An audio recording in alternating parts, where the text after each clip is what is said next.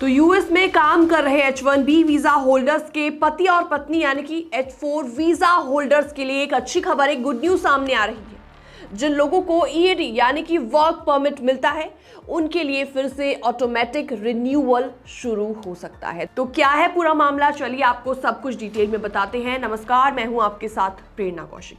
तो अमेरिका में H1B visa पर काम करने वालों के पति पत्नी को H4 वीजा दिया जाता है।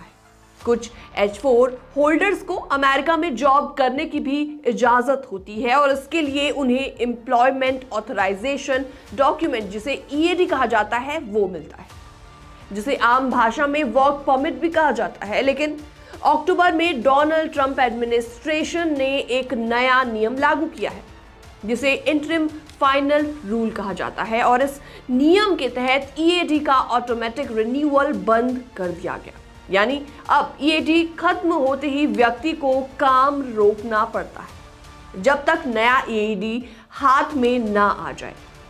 और इससे लोगों को क्यों इतनी ज्यादा परेशानी हो रही है, ये आपको समझाते हैं। दरअसल इस नियम से सबसे ज्यादा नुकसान भारतीयों को हुआ।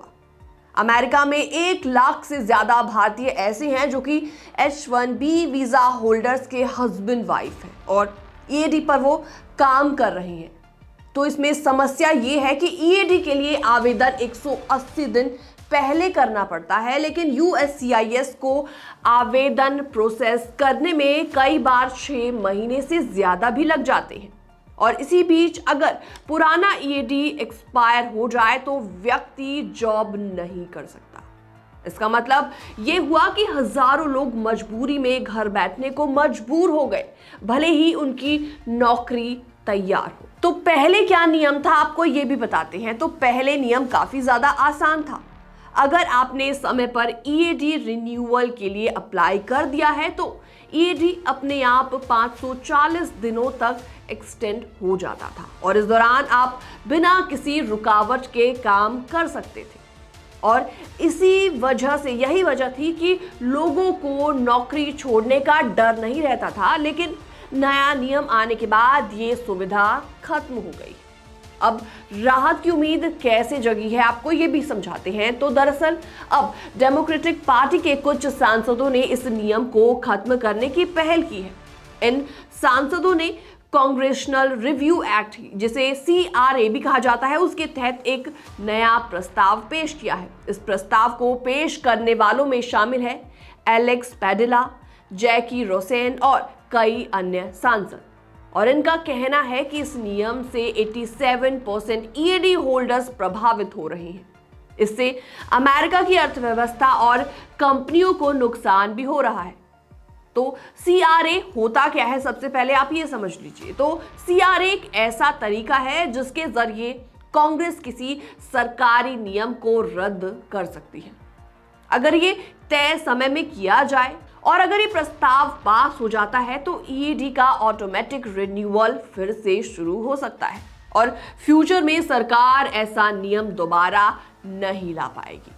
तो क्या ट्रंप इसे रोक सकते हैं, ये बड़ा सवाल है। तो आपको बता दें, कानून के जानकारों का इस पर कहना है कि इस प्रस्ताव के लिए राष्ट्रपति की मंजूरी होती है। अगर राष्ट्रपति डोनाल्ड ट्रंप इसे मंजूरी नहीं देते तो कांग्रेस ज्यादा वोटों के साथ राष्ट्रपति के वोटों को भी इसमें पलट सकती है। सांसदों ने इसके बारे में क्या कहा है, आपको ये भी बताते हैं। तो सांसद एलेक्स पैडेला ने कहा है कि ट्रंप और उनके सलाहकार कानूनी तौर पर रह रहे गैर नागरिकों को काम करने से रोक रहे हैं। इससे ना सिर्फ लोगों को नुकसान हो रहा है, बल्कि अमेरिकी कंपनियों और इकोनॉमी पर भी प्रभाव पड़ रहा है। कुछ इमिग्रेशन वकीलों का यह भी कहना है कि DHS के इस नियम को कोर्ट में चुनौती दी जा सकती है, क्योंकि इसे लागू करने से पहले जनता की राय नहीं ली गई। तो अब इसका नतीजा क्या है? तो देखिए, कुल मिलाकर H4 वीजा होल्डर्स की नजर अब इसी प्रस्ताव पर पूरी तरीके से टिकी हुई है। अगर ये पास हो गया तो हजारों लोगों को दोबारा जॉब करने का मौका मिलेगा, परिवारों की इनकम दोबारा शुरू हो सकेगी और अनिश्चितता कम होगी। तो अब देखना यह है कि आने वाले दिनों में कांग्रेस और ट्रंप सरकार आखिर क्या कुछ फैसला लेती है। फिलहाल इस पूरी खबर में इतना ही। बाकी तमाम अपडेट्स के लिए आप बने रहिए हमारे साथ।